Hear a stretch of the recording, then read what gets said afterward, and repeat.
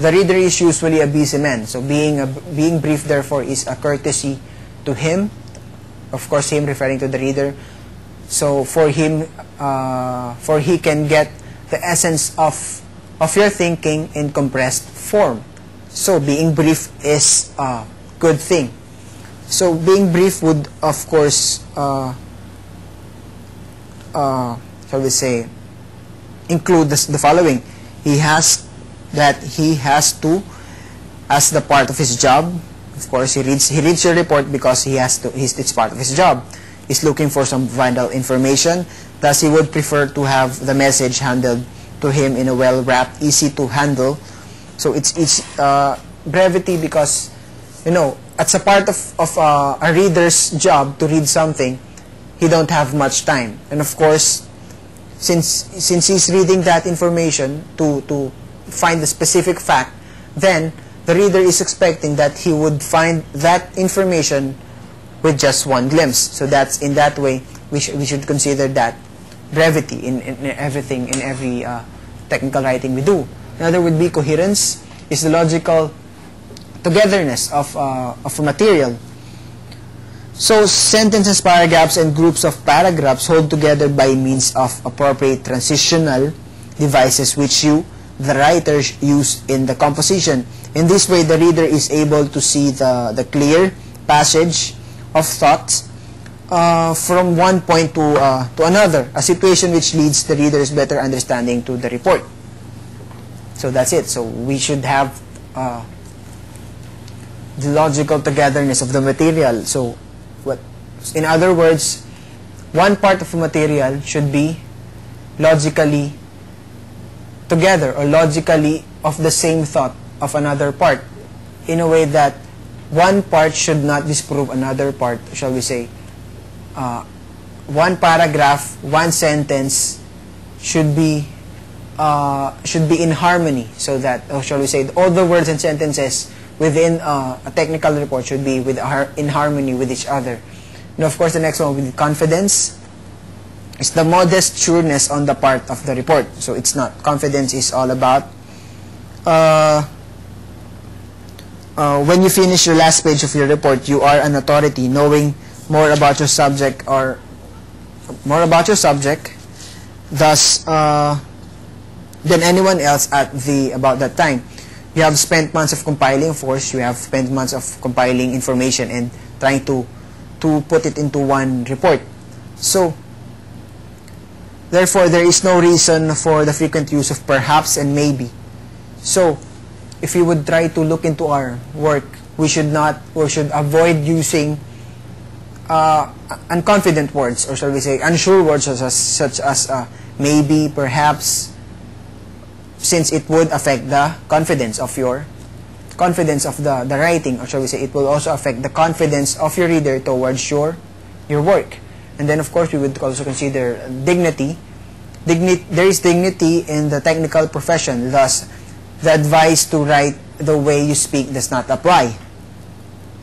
So we should the way we write should be in a formal way, since sometimes we speak, the way we speak is not formal when we put it in writing. So let's say, for example, we should avoid using contract words such as don't, or won't, or can't.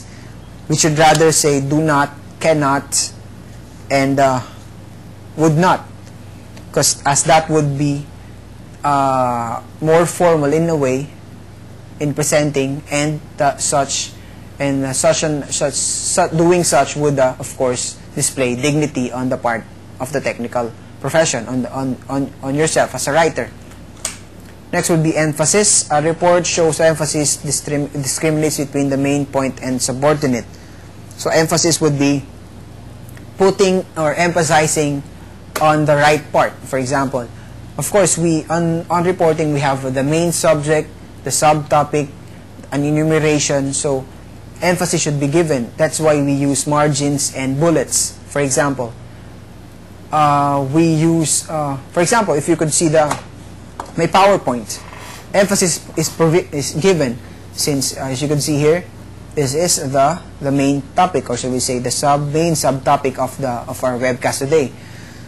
So, and then I highlight the words, or shall we say the properties, so it would be highlighted as to its definition or its distinction. So that's in some way emphasis. So that's one property of technical writing. Then we would go on to the next, facility. Facility is making the report easy to read. The following should be observed. Okay, pacing, sequence, and arrangement. Of course, we should arrange the information. Pacing. It should be in a way that the message is delivered in a way that it is in proper sequence, in its proper chronological order.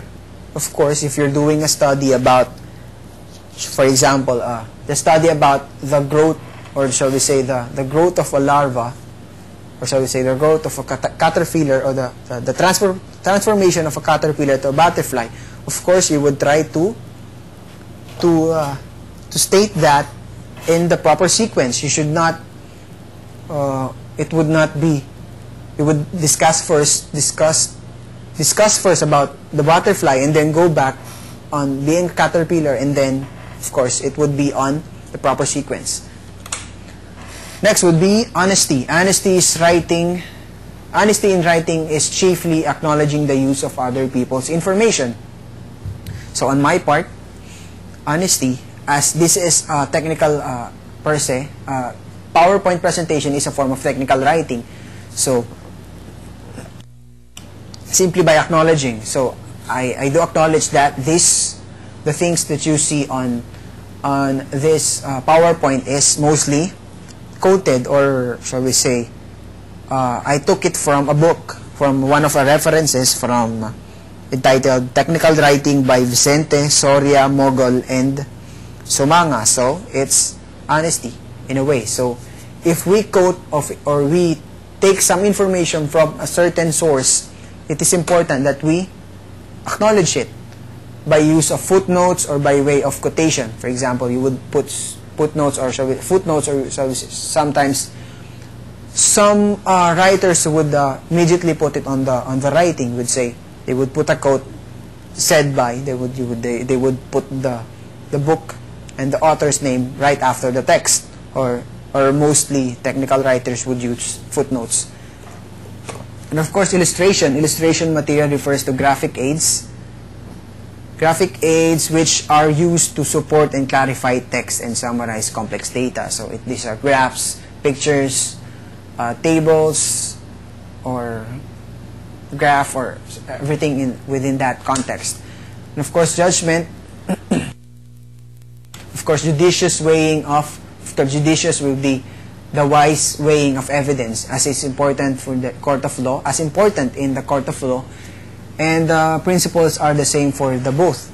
So in making decisions, or in weighing evidence, in presenting facts in a report, it should be wisely, or shall we say critically, or shall we say it should be judiciously looked into. Every fact should be presented should be looked into as that it would provide no doubt, or shall we say in law terms, in court of law, it should be proven beyond reasonable doubt. So the fact should be presented without a doubt in it. Of course, next will be knowledge. Knowledge is more than the collection of data, as it involves interpretation and the formulation of conclusions. Okay, so let's go on fast. Logic, we only have at least 5 minutes.